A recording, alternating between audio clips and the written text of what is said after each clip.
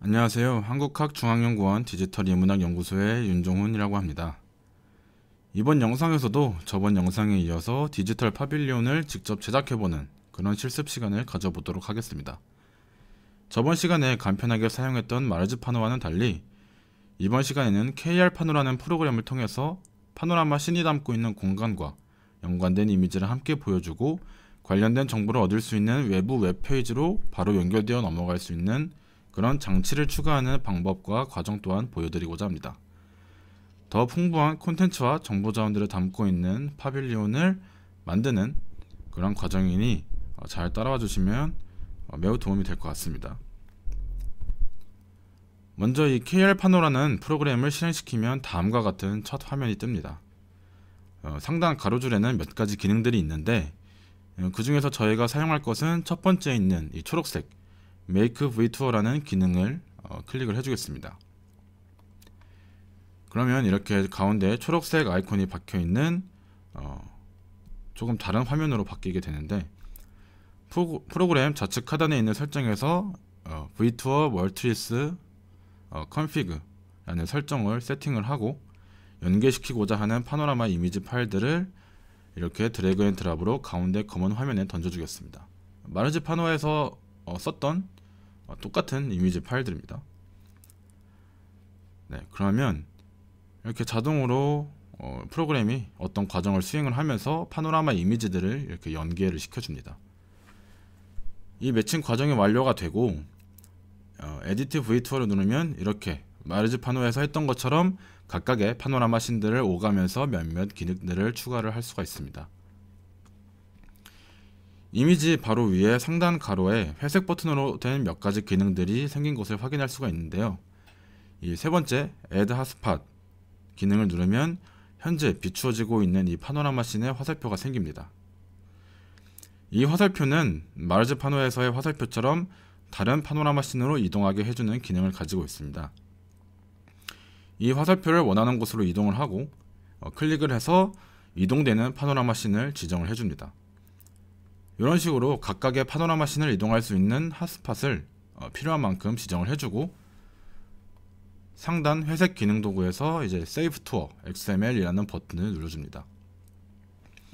이 Save to XML을 통해서 각 파노라마 씬들과 그 씬마다 지정한 핫스팟의 정보들이 이 XML이라는 문서에 저장이 되게 됩니다. 네, 여기까지는 마르즈파노에서 했던 것과 매우 유사하기 때문에 쉽게 따라오실 수 있을 겁니다.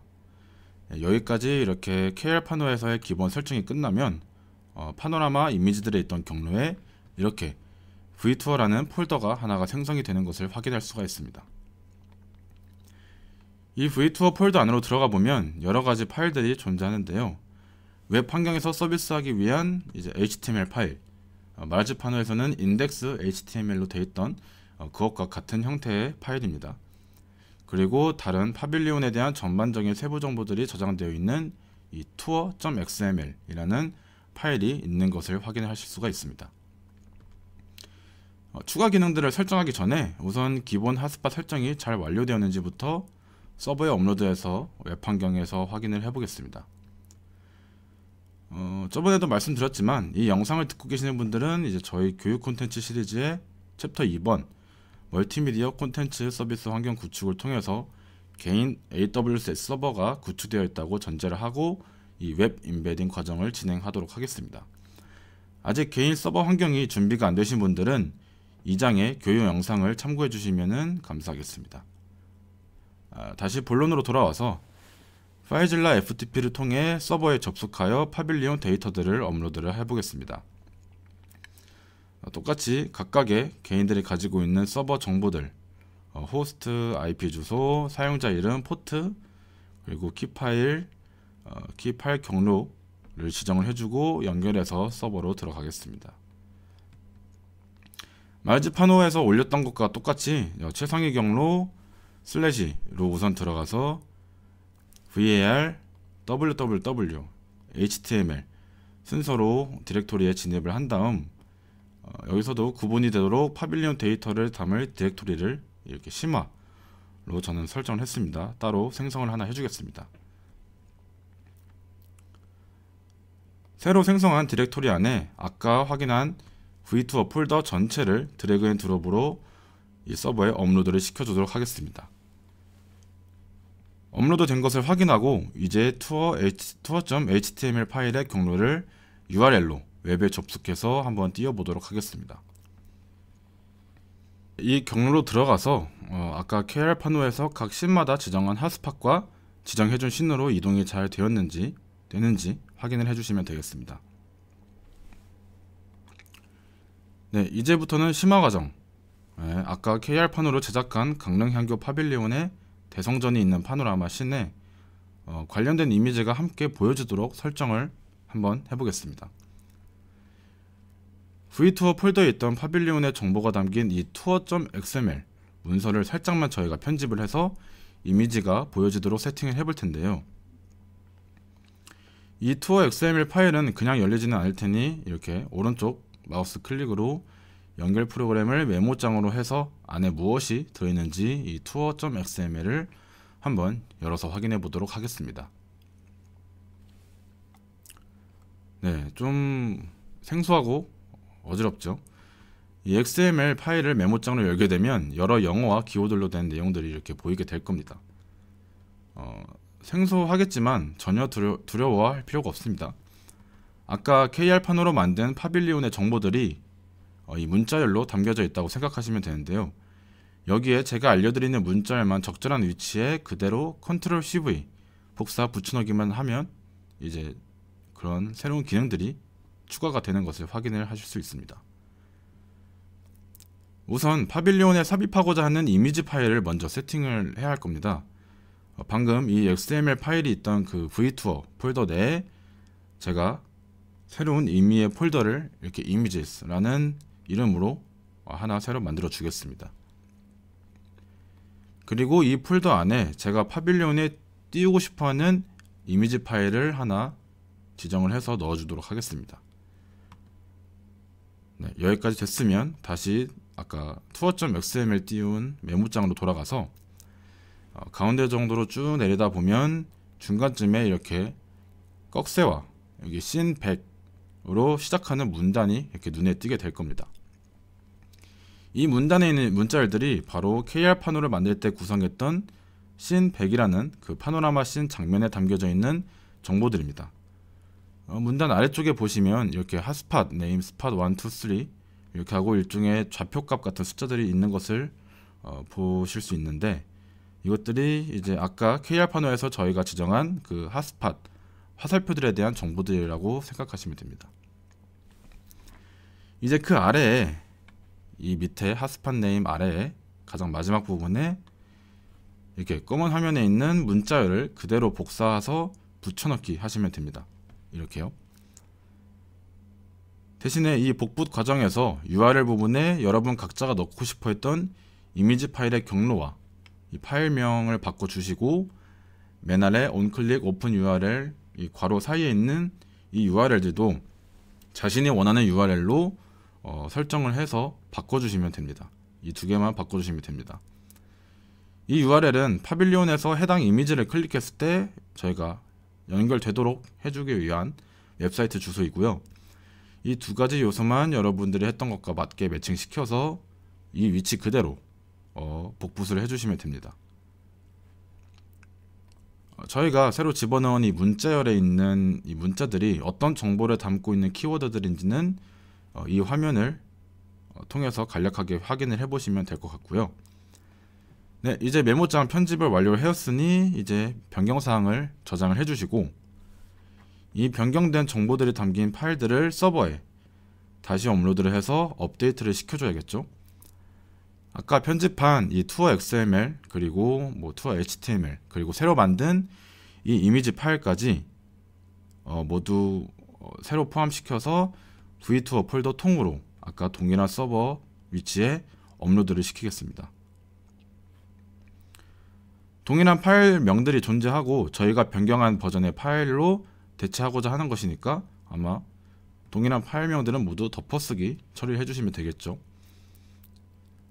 네, 이렇게 해서 서버에 이제 저희가 새로 추가한 이미지 정보가 담긴 파빌리온 데이터가 업로드가 되어 있는 상태입니다. 잘 적용이 되었는지 이제 똑같은 URL로, 왜냐하면 업데이트를 한 거니까 URL이 바뀔 이유는 없겠죠. 똑같은 URL로 새로 고침을 해서 들어가 보면 아까 선택한 이미지가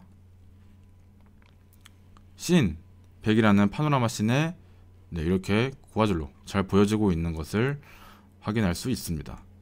그리고 저희가 아까 이 사진을 클릭했을 때 외부 웹사이트로 연결이 되도록 설정을 하나 더 추가하였죠. 한번 눌러 보겠습니다. 그러면 이 강릉 향교 석전대제라는 아까 그 사진에 대한 어떤 정보가 담긴 이 웹사이트까지도 잘 연결이 되는 것을 확인을 하실 수 있을 겁니다.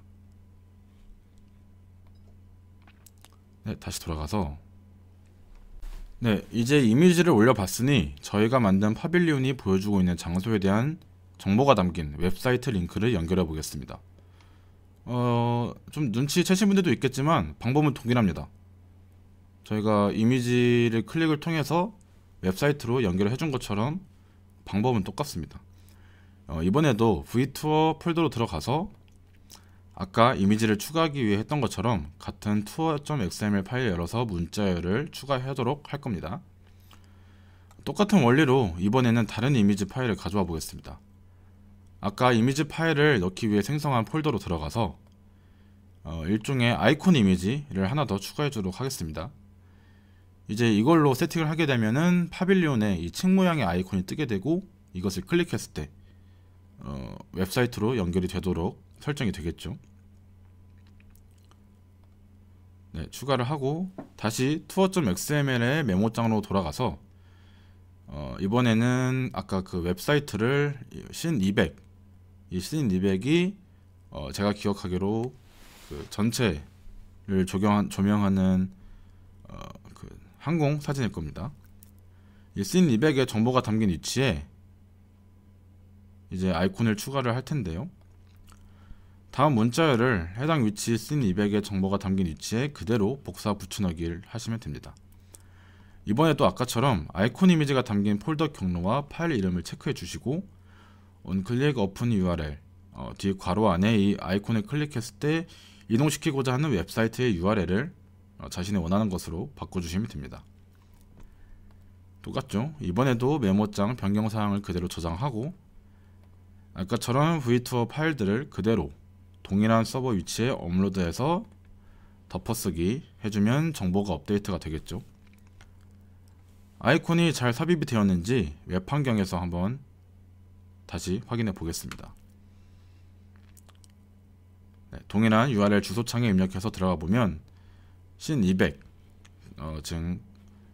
지금 항공전경씬에 보이지 않았던 책 아이콘이 하나 생겼는데 이 아이콘을 클릭하게 되면